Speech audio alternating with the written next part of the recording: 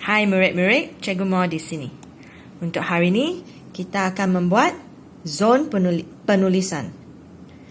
Latihan ini ialah dari buku kerja muka surat 48. Okey, kamu sudah bersedia? Zon penulisan. Gambar di bawah menunjukkan cara-cara Amin menghasilkan kraft tangan bekas lampu daripada tempurung kelapa. Tulis 5 ayat yang lengkap berdasarkan gambar tersebut.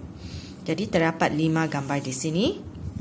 Untuk setiap gambar, kamu perlu menulis ayat untuk setiap gambar. Okey? Jadi di soalan dah cakap cara-cara Amin. Jadi budak lelaki ini ialah Amin. Kita gunakan nama Amin. Jangan guna nama lain. Jangan kata abang ke, adik ke, kawan ke, ataupun Hashim ke, Benjamin ke. Kita guna Amin. Kita perlu meneliti soalan. Soalan kata Amin. Jadi budak lelaki ini ialah Amin. Mari kita lihat macam mana Amin menghasilkan kraft tangan bekas lampu.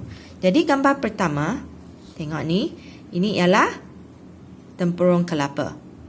Okey, kamu boleh lihat di sini Amin sedang mengumpulkan tempurung kelapa. Ini ialah tempurung kelapa. Amin mengumpulkan tempurung kelapa. Jadi untuk menulis ayat kita mesti ikut struktur ini. Frasa nama, kata kerja dan huraian. Okey, frasa nama biasanya ialah siapa ataupun apa. Di sini ialah siapa? Amin. Okey, kata kerja. Kata kerja ialah tongshi. Jadi, kata kerja ialah mengumpulkan. Okey? Lepas tu kita kena ada huraian. Di sini kita tahu ini ialah tempurung kelapa. Jadi, kita tahu Amin mengumpulkan tempurung kelapa. Tapi, tak cukup huraian. Kita kena ada huraian. Huraian kita boleh guna kata hubung ataupun kata sendi untuk huraikan di mana atau mengapa atau bagaimana Amin mengumpulkan tempurung kelapa. Di sini, mengapa Amin mengumpulkan tempurung kelapa? Betul.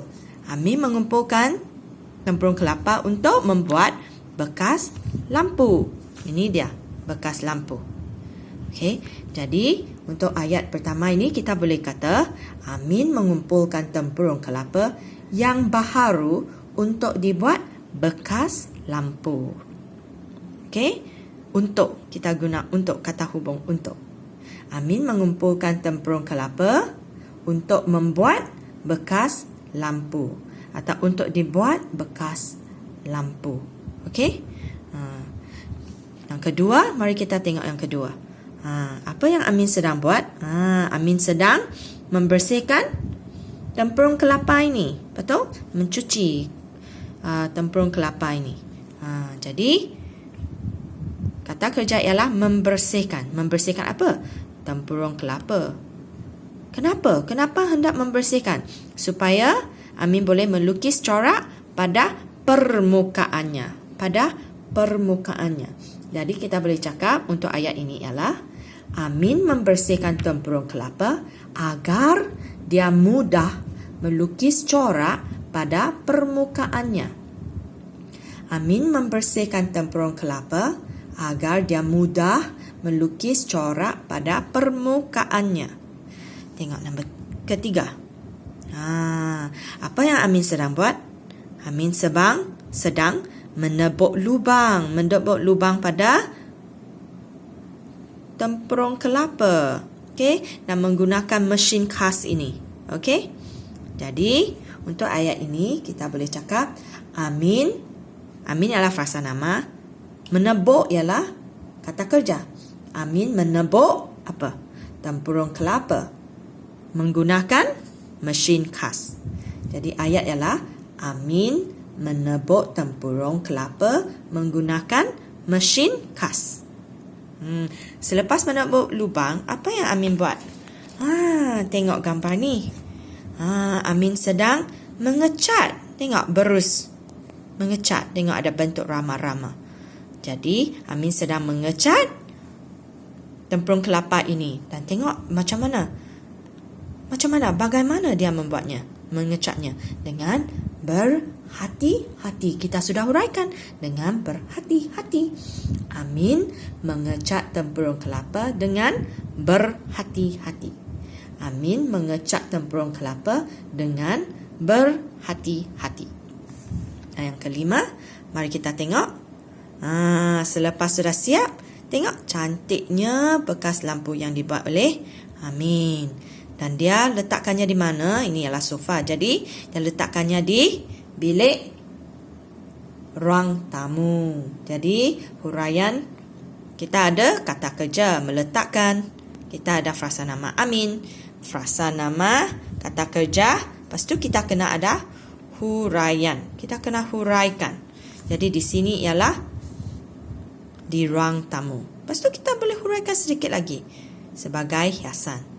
Jadi untuk ayat yang kelima ialah Amin meletakkan bekas lampu daripada tempurung kelapa itu di mana? Di ruang tamu untuk hiasan. Boleh? Murid-murid boleh ikut? Cikgu ulang sekali lagi. Nombor 5. Amin meletakkan bekas lampu daripada tempurung kelapa itu di ruang tamu untuk hiasan. Boleh murid-murid? Boleh kamu ikut? Cikgu berharap kamu berasa yakin untuk menulis 5 ayat ini.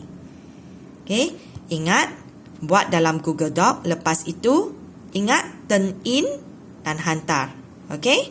Yang tidak dapat menggunakan Google Classroom, kamu boleh tulis 5 ayat ini di atas kertas ataupun kamu boleh buat di atas buku karangan. Dan lepas tu kamu kena tangkap gambar hasil kerja kamu dan turn in di Google Classroom supaya cikgu boleh semak hasil kerja kamu. Selamat mencuba. Bye. Terima kasih.